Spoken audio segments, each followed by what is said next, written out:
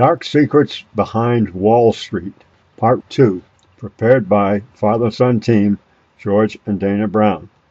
Well, what's this fine print on the left here? It's too small to read. It's hidden. So let's see what's there. Oh, and the private Federal Reserve. That's the mother corporation. So let's see what's going on here. Wall Street and the Federal Reserve, they're all tied together. Nearly every American city had their own stock exchanges, but they cleaned them all out and created just a couple under their jurisdiction, under organized crimes jurisdiction. Even the old Philadelphia Exchange is now owned by NASDAQ. Even the securities markets are all tied together. If that's not a monopoly, what is? Today, the Wall Street monopoly extends worldwide, involving stock exchanges in many nations. Okay, they deleted most of the American stock exchanges and came out with just the New York and American stock exchanges. Consolidated the whole work. And now we have the world stock exchanges. We have the NASDAQ, took over the over-the-counter market. And we have London's Royal Stock Exchange in 1845 to 1939. It's there, the London Stock Exchange, the Dubai Stock Exchange, which owns part of the London Stock Exchange, and the Bourse in Brussels, Belgium, and the European Economic Community stock exchanges. The Tokyo Stock Exchange, all trading is done through computers now. So in the old stock exchange in St. Petersburg, Russia. So they're all tied in. The market operations now. A general overview of the financial system serving international organized crime, robbing the citizenry and their corporations. So the ownership of Wall Street operations, direct or via banks and foundations.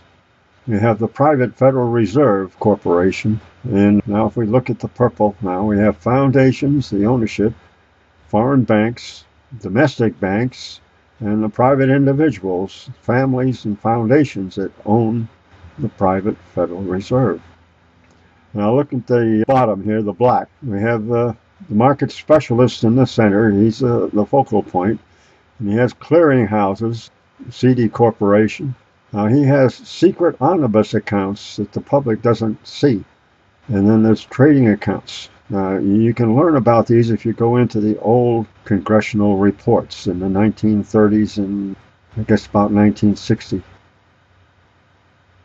So we have the Federal Reserve, the market specialist in the Wall Street who controls the prices for the Federal Reserve. And we have the clearing houses, the agencies, CD Corporation, Bank, is the main clearinghouse.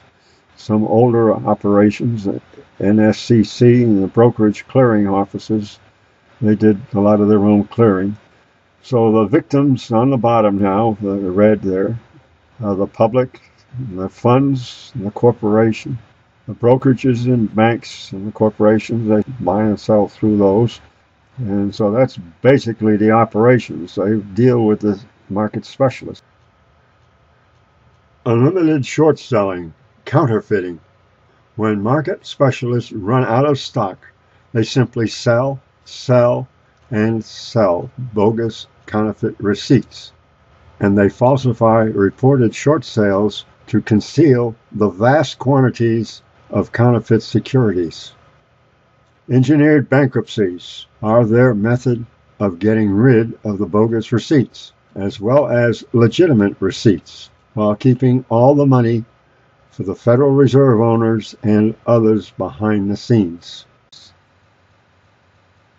Uh-oh, you know who this guy is, Alan Greenspan. He probably should be behind bars today because he was running the Federal Reserve for a long while. And it's a corrupt organization as there can be. And look at this guy, Ben Shalom Bernanke, chairman of the Board of Governors, the private Federal Reserve. You can't touch me, fellas. You're not going to touch me at all. I can steal all I want. Now, there's legitimate short selling. The farmer has ability to produce, an intent to produce. So we see here the farmer feels his crops. He needs money to produce, so he sells in advance. So he has both an ability and an intent to produce. Now, fraudulent short selling has no ability to produce, no intent to produce, no ability to repurchase, and no intent to repurchase. That is, he'd go bankrupt if he attempted to repurchase his bogus receipts sold to the public and to corporations. Short selling deprives the true owner of the real value. So this is all fraudulent short selling. It enables the market specialist to manipulate price at will. Now, the stock exchanges all admit to short selling, and short selling is nothing more than selling somebody else's property over and over and over again, putting the money in their pocket.